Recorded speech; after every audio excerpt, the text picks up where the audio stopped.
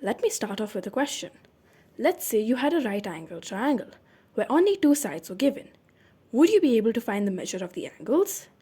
In such cases, we would use inverse trigonometric ratios.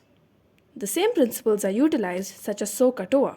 Sine becomes inverse sine, cosine becomes inverse cosine, and tangent becomes inverse tangent. It is important to remember that the superscript -1 in this case is not an exponent, it is simply a function.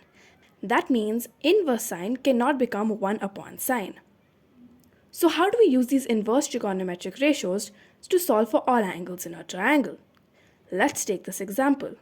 Here we know that angle C is equals to 90 degrees, since inverse trigonometric ratios can only be utilized in a right angle triangle. AC is equals to 12 and AB is equals to 13. We can also determine the length of CB using the Pythagorean theorem, a square plus b square equals c square. Substituting these values will give us 12 square plus cb square is equals to 13 square. Therefore, CB is equal to 5. If we wanted to find the measure of the angle B, what inverse trigonometric ratio can we use?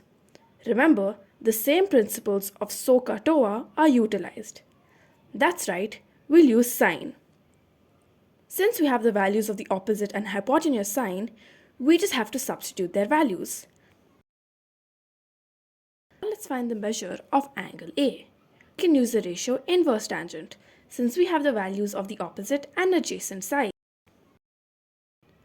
To verify if our working is correct, our angles should add up to 180 degrees. 67 plus 23 plus 90 is equals to 180.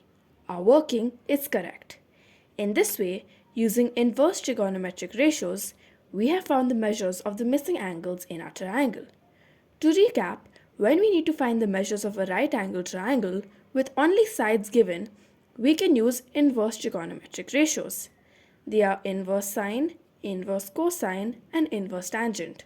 We can use SOHCAHTOA to remember how to use them. Thank you for watching.